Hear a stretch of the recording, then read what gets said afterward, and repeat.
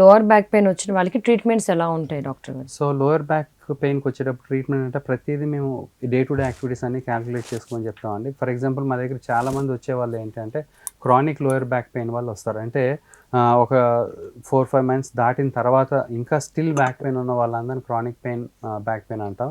So వీళ్ళేంటంటే ఏదైనా పని చేస్తున్నప్పుడు పెయిన్ ఎక్కువైపోతే రెస్ట్ తీసుకుంటే తగ్గుతూ ఉంటుంది. సో ఇదే మనకి ఇయర్స్ టుగెదర్ జరిగి ఒక 2-3 ఇయర్స్ వాళ్ళు కూడా వచ్చేవాళ్ళు ఉంటారు. సో మేము ఏం చెప్తామంటే ఫస్ట్ అగ్రివేటింగ్ ఫ్యాక్టర్స్ ఏంటి, రిలీవింగ్ ఫ్యాక్టర్స్ ఏంటి ఒక పేపర్ ఇచ్చి రాయమని చెప్తాం. అంటే అగ్రివేటింగ్ ఫ్యాక్టర్స్ అంటే మీకు ఏం పని చేస్తే పెయిన్ ఎక్కువ అవుతుంది, ఏం పని చేస్తే పెయిన్ తక్కువ అవుతుంది, ఒక లిస్ట్ అవుట్ చేసుకోమని చెప్తాం. At the same time me day to day activities ఎలా ఉండొచ్చు. ఇప్పుడు కొంతమంది ఎక్కువసేపు నించొని వంట చేయొచ్చు, కొంతమంది మెట్లు ఎక్కి దిగొచ్చు, కొంతమంది ఎక్కువ డ్రైవ్ చేయొచ్చు. సో ఇట్లాగా వాళ్ళ తాలూకు డే టు డే యాక్టివిటీస్ ఏంటో లిస్ట్ అవుట్ చేసుకొని ఒక పేపర్లో చేసిన తర్వాత ఈ లిస్ట్లో మనకి ఏదైతే అగ్రివేటింగ్ ఫ్యాక్టర్స్ ఉంటాయో వీటిని మాడిఫై చేసుకోమని చెప్తాం, ఆపమని చెప్పాం. బట్ ఫర్ ఎగ్జాంపుల్ ఒక డ్రైవర్ వచ్చారు, సో డ్రైవింగ్ ప్రొఫెషన్ ఉన్నవాళ్ళు, సో వీళ్ళకి ఏంటంటే డెఫినెట్గా లోవర్ బ్యాక్ పెయిన్ ఉంటుంది. అట్లా అని మనం డ్రైవింగ్ ఆపేయండి అంటే వాళ్ళకి జీవనోపాధి డెఫినెట్గా ఇబ్బంది కలుగుతుంది. సో మేము ఏం చేస్తాం, మాడిఫై చేయమని చెప్తాం. ఫర్ ఎగ్జాంపుల్ మీరు కంటిన్యూస్గా డ్రైవింగ్ చేస్తుంటే కనుక మధ్యలో బ్రేక్ ఇవ్వండి అని చెప్తాం. ఫర్ ఎగ్జాంపుల్ ఒక హాఫ్ అన్ అవర్కి అట్లా ఒక్కసారి ఆగి దిగితే సరిపోతుంది.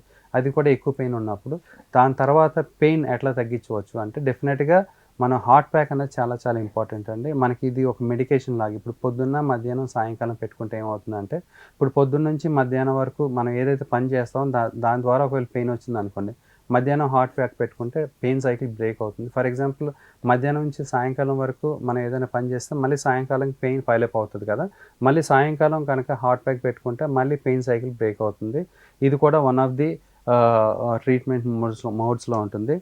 నెక్స్ట్ ఏంటంటే ఫిజియోథెరపీ టెక్నిక్స్. ఇప్పుడు నేను లాస్ట్ టైం చెప్పినట్టు ఫ్లెక్సిబిలిటీ మనం ఫస్ట్ అసెస్మెంట్ తీసుకుంటాం. అంటే ఫ్లెక్సిబిలిటీ ఇష్యూస్ ఏమైనా ఉన్నాయా, అంటే టైట్నెస్ ఏమైనా ఉన్నాయా, ఏ మజిల్ టైట్ ఉంది, హ్యామ్స్ట్రింగ్ మజిల్ టైట్ ఉందా, పైరిఫార్మిన్స్ మజిల్ టైట్ ఉందా, గ్యాస్ట్రోనిమస్ కాఫ్ మజిల్ టైట్ ఉందా, లేకపోతే బ్యాక్ రొటేటర్స్ టైట్ ఉన్నాయి. ఈ మజిల్స్ ఏవైతే టైట్ ఉన్నాయో వాటికి రిలీవింగ్ టెక్నిక్స్ ఎట్లా చేయాలి.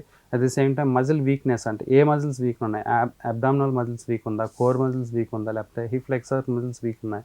ఏవైతే మజిల్స్ వీక్ ఉన్నాయో అవన్నీ తీసుకొని లిస్ట్ అవుట్ చేసి వాటికి తగ్గ ఎక్సర్సైజ్ ఇచ్చి వాటిని స్ట్రెంథనింగ్ చేస్తే ఏమవుతుందంటే మజిల్ ఇంబ్యాలెన్స్ అంటే ఈ మజిల్ ఫ్లెక్సిబిలిటీ ఇంప్రూవ్ చేస్తాం, ఈ మజిల్ వీక్నెస్ ఇంప్రూవ్ చేస్తే ఏమవుతుంది, మజిల్ ఇంబ్యాలెన్స్ రావడం వలన ఆటోమేటిక్గా మనం చేసే ఇచ్చే లోడ్ ఏదైతే ఉంటుందో అది ఆ మజిల్ తీసుకునే కెపాసిటీ ఉంటుంది కాబట్టి అది నొప్పి కింద కన్వర్ట్ అవ్వదు. సో ఈ విధంగా మనం కొన్ని ట్రీట్మెంట్స్ ఉంటాయి. ఇంకొకటి ఏంటంటే ఇప్పుడు చాలా వరకు న్యూ టెక్నాలజీ వచ్చేసిందండి. మనకి ఫ్యాషియల్ మ్యానిపులేషన్ అని ఒక ఆక్యుప్రెషర్ పాయింట్స్లా ఉంటుంది, దాన్ని రిలీవ్ చేయొచ్చు, ఫ్లెక్సిబిలిటీని ఇంక్రీజ్ చేయొచ్చు. అట్ ద సేమ్ టైం మల్లిగన్ మొబిలేషన్స్ అంటే జాయింట్ మొబిలేషన్ చేయడం ద్వారా ఇమ్మీడియట్ ఇంపార్టెన్స్ ఉంటుంది. At the same time PNF అంటే ప్రాప్రిసెప్టివ్ న్యూరోమస్కులర్ ఫెసిలిటేషన్ చాలా తొందరగా వచ్చే టెక్నిక్స్ చాలా వరకు ఉన్నాయి. ఈ టెక్నిక్స్ అన్నవి మనం డెఫినెట్గా వాడితే కనుక లోయర్ బ్యాక్ పెయిన్ ఇమ్మీడియట్గా తగ్గే అవకాశం ఉంటుంది. At the same time neural mobilisation అంటాం. అంటే కొంతమంది సయాటిక్ పెయిన్ ఉంటుంది, దానికి కొన్ని సెట్ ఆఫ్ ఎక్సర్సైజ్ ఉంటాయి.